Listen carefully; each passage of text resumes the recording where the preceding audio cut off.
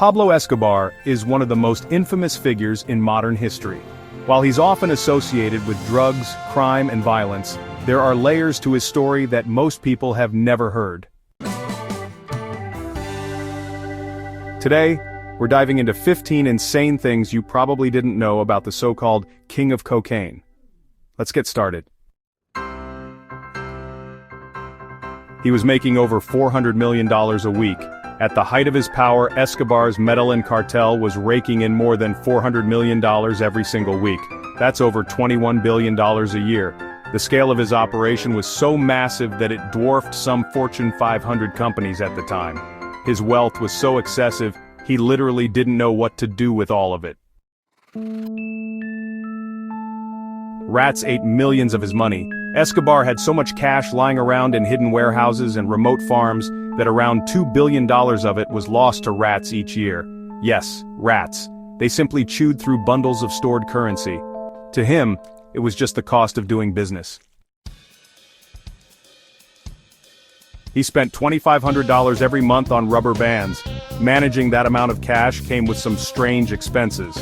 One of them, rubber bands. Escobar reportedly spent about $2,500 a month just on rubber bands to bundle his stacks of money. It's a small detail, but it shows how unreal his financial situation truly was.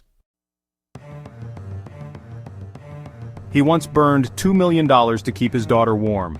While on the run, Escobar and his family were hiding in the mountains. His daughter got sick from the cold, and without a fireplace, he made a decision only someone in his position could.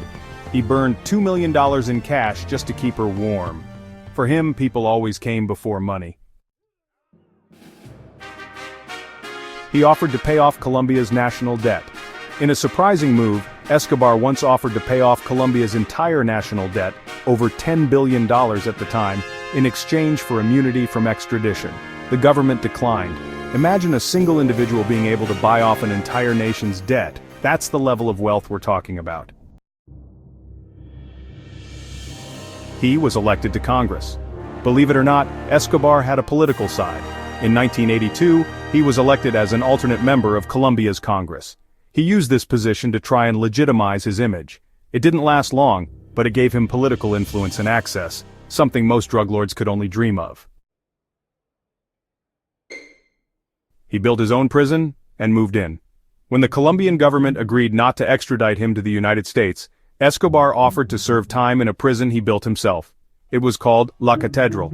But this was no ordinary prison. It had a nightclub, a soccer field, a waterfall, and even a bar. He basically served time in luxury on his own terms. He smuggled cocaine using submarines and planes. To keep the cash flowing, Escobar got creative. His cartel used everything from private jets to submarines to transport cocaine. Pilots were often paid $500,000 per flight. The logistics were military grade. He even had a private zoo and airstrip on his ranch to support operations. His cartel controlled 80% of the global cocaine market.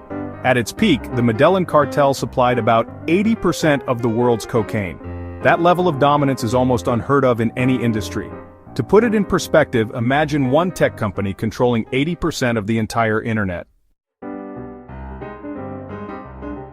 He was once on Forbes' list of richest people. In the late 1980s, Forbes listed Escobar as one of the 10 richest people in the world. His net worth was estimated at $30 billion. That ranked him higher than many legitimate business moguls. Of course, all that wealth came from illegal operations. He was seen as a Robin Hood figure. To many in Colombia's poor neighborhoods, Escobar was a hero. He built schools, clinics, and housing. He donated money to churches and handed out food. This helped him build loyalty and protect himself from law enforcement. He understood that power wasn't just about fear, it was also about influence. He had a personal army of hitmen. Escobar employed thousands of people, including a dedicated force of hitmen known as sicarios. They were responsible for enforcing his rule and eliminating enemies. The level of violence that came from his empire made Colombia one of the most dangerous countries in the world during the 1980s and early 90s. He put a bounty on police officers. In one of his most extreme acts, Escobar placed bounties of up to $3,000 on the heads of police officers. This led to open warfare between his cartel and the Colombian government. In a matter of years, over 600 officers were killed. His war on the state was literal and brutal. His zoo still exists today. Escobar imported exotic animals from around the world to live on his private estate, including elephants, giraffes, and hippos. After his death, many of these animals were relocated, but not all. A group of hippos remained and have since multiplied, creating a strange ecological situation in Colombia that still exists today. His death sparked a massive celebration. Escobar died in 1993 after a shootout with police. When news of his death broke, people flooded the streets to celebrate, but not everyone was happy.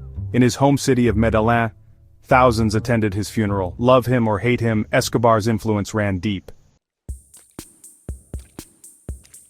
Pablo Escobar's life was a combination of unimaginable wealth, violent power, and public fascination. His story is a cautionary tale about the consequences of unchecked ambition and the complexities of influence. While we often focus on success, power, and money, Escobar's life reminds us that how you get there and what you do with it matters just as much. Thanks for listening. If you found this breakdown fascinating, make sure to like the video, subscribe to the channel, and turn on notifications for more unique takes on wealth, money, and the lives of the world's most influential people. See you in the next one.